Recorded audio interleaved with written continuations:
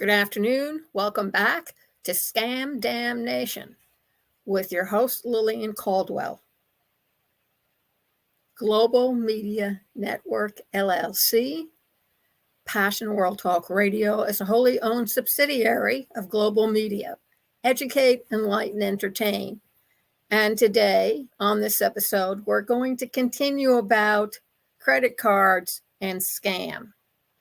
When an email hits your inbox, email, text on your cell phone or your tablet, or even from Alexa, from an unknown sender that includes a picture of your house and address, followed by a threat. First thing is, don't panic and don't get overwhelmed and don't do anything. Take a deep breath. Don't even try to hide from this. You have no idea what these people are capable of doing to you. And blackmailing you for money is just the beginning. I've got footage of you doing embarrassing things in your house. And then in print, nice setup, by the way. Sounds like a scene from one of your horror films. Instead, it's one of the latest phishing scams. Like many other emails and texts you might receive, it's extortion. And it uses specific personal information to deceive people into sending them money. The email emotionally takes over and convinces people the hacker knows more about them and that they must exchange payment. In other words, you have to pay because you're being blackmailed emotionally, or use Bitcoin in order to keep their information safe. No, big red flag. Don't do it. Jamie Becklin said, I received a PDF over email that included my address and photos of the address and made outrageous claims about my private behavior and claimed to have video documentation captured from spyware on my computer. He is a chief product officer at a tech company, API Context. He told HuffPuff. The scammer threatened to release the video if I didn't pay them via Bitcoin. If you receive this in your email, here are the steps you take to figure out if it's a scam so you can protect yourself or the real McCoy. First thing you do is confirm the house and street imagery on Google Maps. Hey, it may not be yours. Many phishing PHISHINGS emails are often riddled with grammatical errors and poor formatting, which makes them easier to identify. However, this scam, which includes images of people's homes, is a newer, darker twist to it. You might be asking yourself, how exactly was the scammer able to identify your house address? According to Al Iverson, a cyber expert and industry research and community engagement lead at a software company, Valimail, VALIMAIL, the senders likely found your address from a prior data breach that leaked personal data and then use a Google Map photo to put it all together. I know, I was breached with Experian, which is a report credit company. All my social security and personal information gone with the wind. Becklin was able to confirm this as a scam by comparing the image in the PDF to the Google Map street view of his house. Most images in these scams are pulled from online sources, so he recommends that people check to see if the image was copied from the internet. If so, it's not legitimate, folks. You're going to examine the email address and check for legitimacy. Everson recommended checking the email address legitimacy whenever you receive any correspondence from unknown users.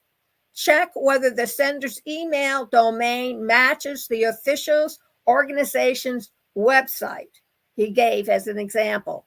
Also, if using Gmail, look for show original message and review, capital S, capital P, capital F, capital D, capital K, capital I, capital M, and capital D, capital M, capital A, R, C results. These are essentially methods that verify the emailer's domain to prevent spam, phishing attacks, and other email security risks. To do this, click on the three-dot hamburger menu at the top right of your email and click Show Original. I hope you people are writing this down. All three should ideally pass authentication checks, Everson said. In other words, it would say capital PASS next to all three options. Scammers have become very sophisticated with the use of AI when masking domains. As a result, be aware of lookalike domains with slight spelling variations. According to Iverson, if something seems too good or too bad to be true, it probably is. Another thing is to keep an eye out for a scammer who sends a message from your own email address. Oftentimes, they are just spoofing your email address in the from address header.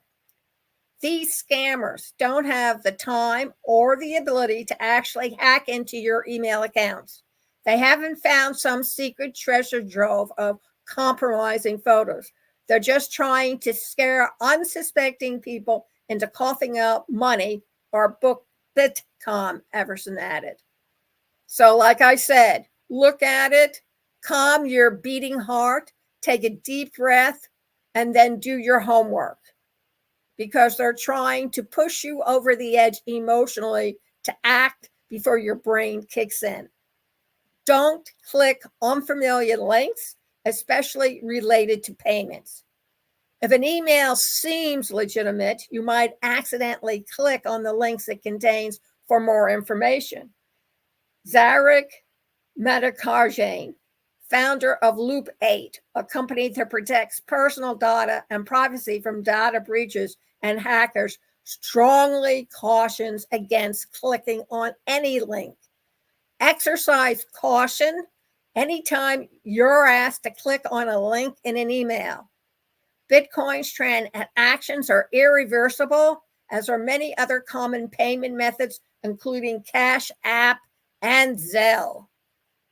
Further, scams that demand remuneration should be reported to the Federal Trade Commission by filing a report online or by phone. He also noted that if a hacker has obtained details about your financials, monitor your bank accounts closely and dispute fraudulent changes or charges with your bank.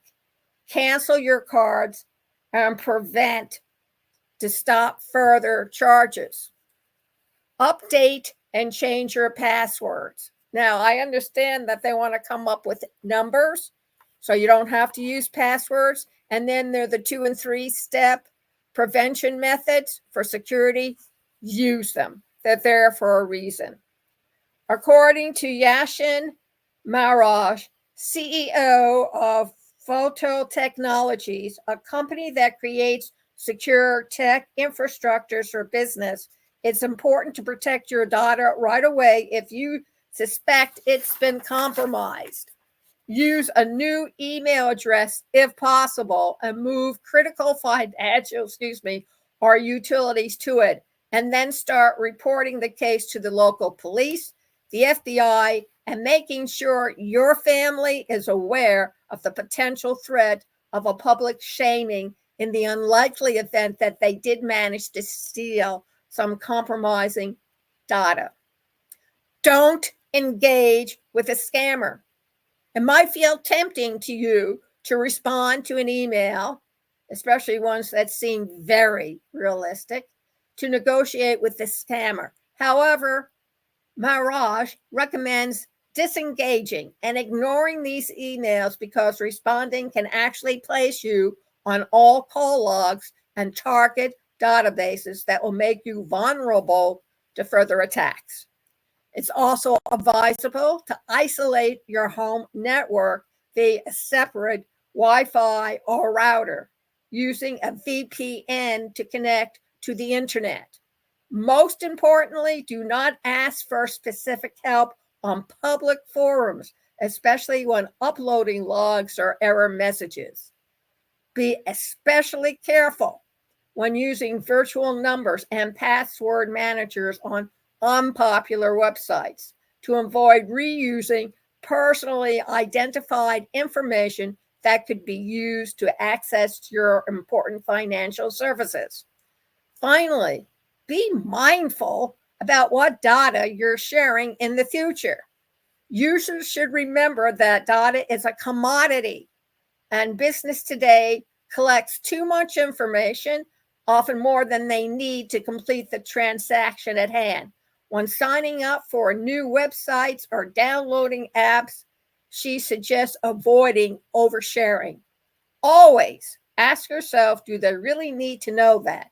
It's up to consumers to be proactive when it comes to their personal data, Megatron said.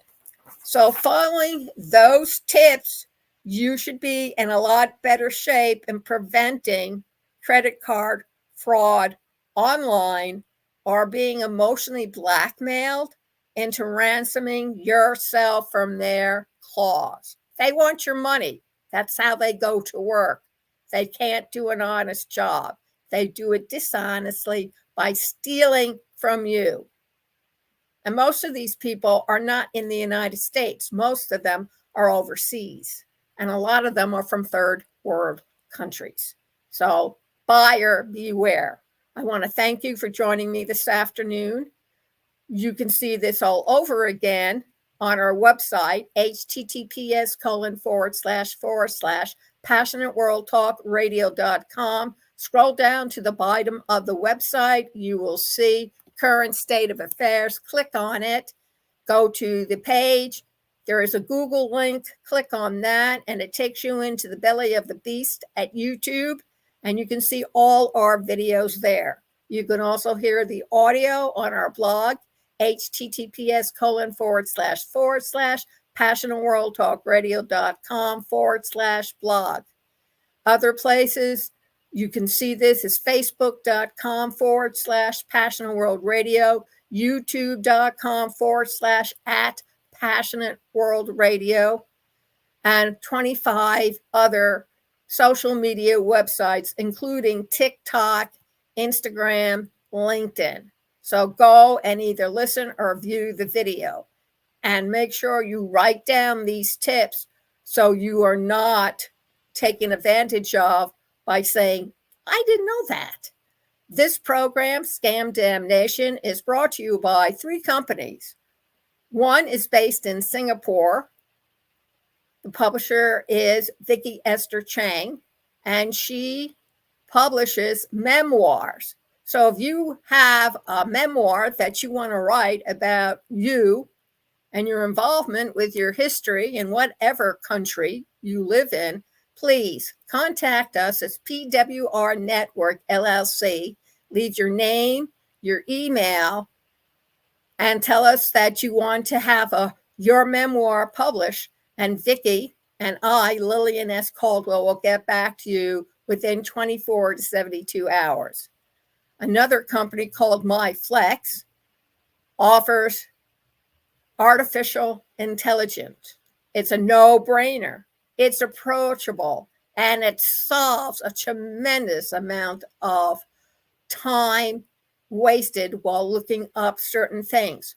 Check it out. http://AI-with-Lillian.com. Sign up for a monthly subscription starting at $25 and ending at $100. Become an influencer. And also by PWR Talk Radio. The Obstacles of Podcasting. Take a 2-month course, an hour every single day, interactive. Check it out. https://education.passionatworldtalkradio.com/masterclass.